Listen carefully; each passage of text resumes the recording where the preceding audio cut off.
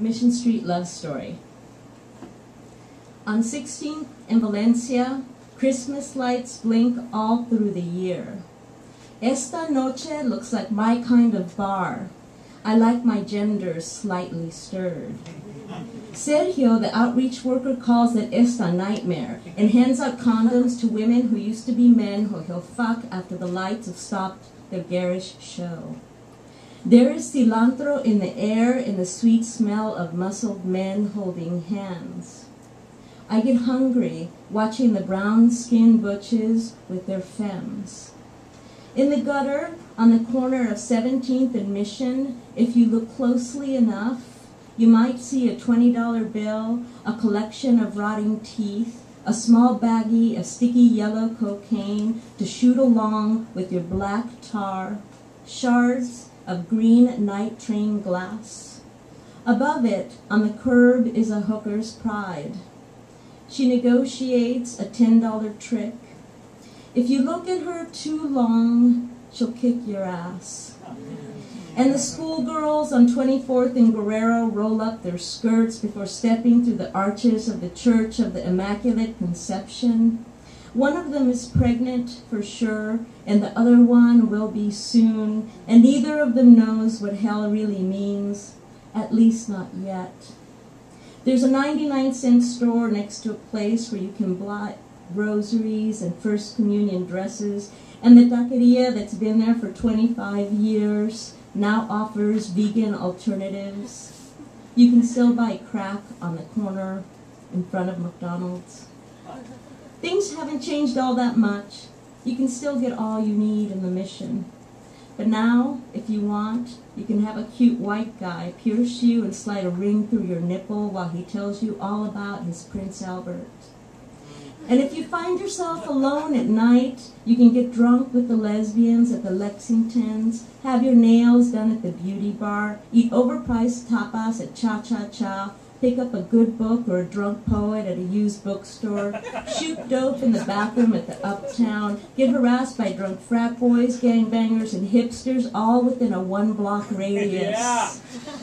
And when the pain and the suffering hits, you can bury your dead at Driscoll's and mourn on the streets. No one will stop you. You can go away. The Mission will always be here, waiting, ready to give you something else without asking for anything back.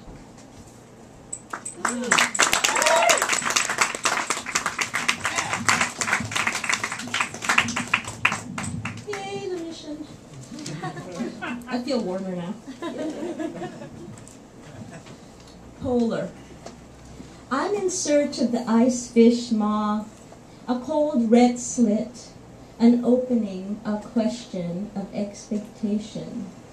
This is the thought that excites me. Your sex, glacial, sticky, prickly as the glass worm, that deep-sea creature sparkle of your inner Antarctic. On the other side, I bottom trawl, spongy and bat-starred, full up with dark ribbons. They hold me tight like tentacles. The familiar bite, fight, the crawl and the squirm, a testament that I am not afraid of your atmosphere. So I enter through the slush and the ice. Understand that it's best not to excite about the hunt of 6 months of night and 6 months of light, content and moored to the strange thrill of our doom, strange genesis of white crocodile fish and its krill.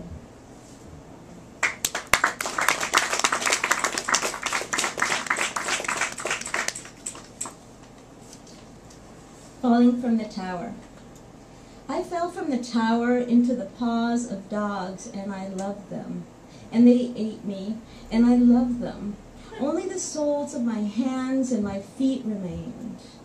This is the story of my infamy and your devotion.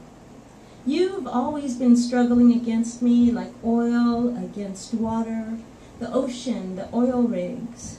Wailing, this is my invention which you brought forth. I was the first to see that we, mute, should speak on this choice and faith. Don't blame yourself. I am the one who invited you to plow the terrain of my body, because I feel in love in moments like these. I mention in passing that you can have me in any way that you want. I say it like this. Listen, I like the way you lick me. And you are so loyal that you lap like a dog, predictable like the ocean, lapping with vigor, and there's an unexpected good outcome. Or perhaps you planned it that way. And in the end, there will always be sand. Later, it will be announced that you rendered feral the most passive mammals, turning them mercurial. This is a guppy's mistake, and it, too, will be forgiven. You will say, if I'd met you 20 years ago, you would have parted your legs for me 1,000 times over, and then stammer that you are a captive. You will draw a heart trapped within a wrought iron cage and feign innocence. I will gauge your complaints as a tool, and remember that a tool held in such a way is akin to a weapon. You will wield your cage like a sword, as if, and because this is an owl job, I will recognize the metallurgy of your cage, that familiar blackness, the 4 knobs of your 4-poster bed, the one on which I wait.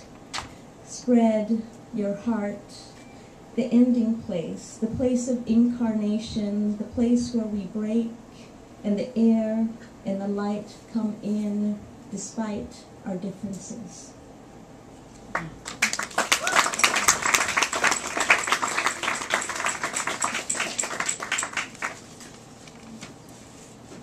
Enough of all that longing stuff. So this is called The New Story of O. I've always hated that pink is the color of woman girl because I fluctuate between red and black. I was going to be polite, but I've been laced into this ballerina tutu for such a long time, and there's been nothing in return. And if you care to know, most days I think about sex more than 500 men gathered in a great mausoleum for the circle jerk of all time. And like each one of them falls to a sleep after the little death, I too will fall. I want to tell you to belly up. Instead, my tongue does a cliff dive into your mouth, and this leaves me undone. I attempt to gesticulate, but it surfaces as a gyration of my hips, and you say, yes, I thought you'd want to fuck me again. And of course you were right, and you flaunt that smirk as if it were the dimples above your tight ass, as only a hussy would. And I don't usually say things like this. Okay, I do. But it's true that submission isn't powerlessness, because yes is what is mighty, and no is a bit of hesitation that makes the world go limp. I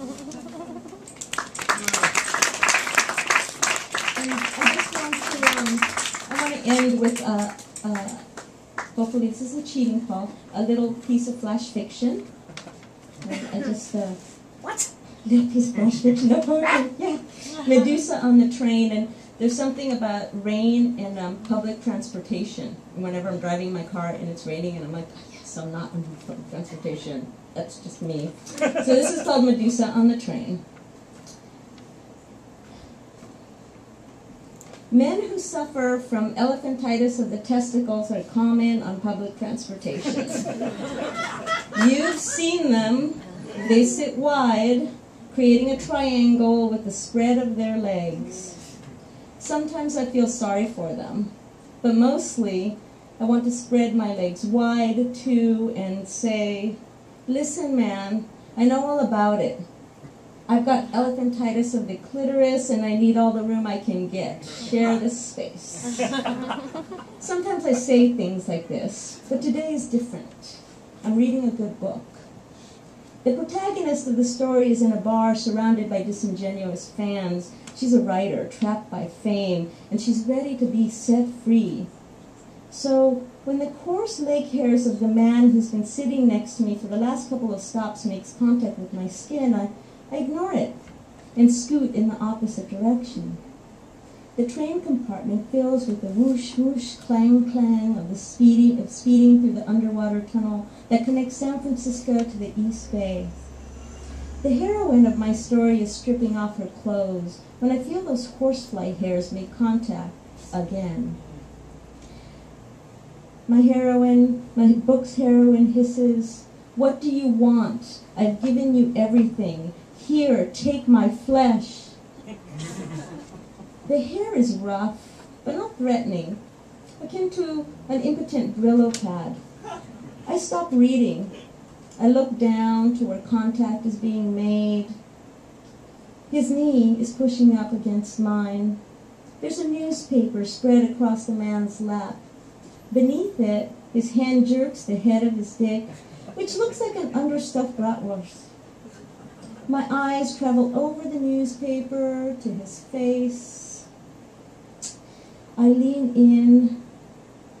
He freezes. I throw his newspaper aside and I growl, "You have got to be fucking kidding me." The newspaper floats in the air like ash, settles on the ground between his legs and the now tamed snake. He whimpers, "I'm sorry, I'll do whatever you say." Thank you.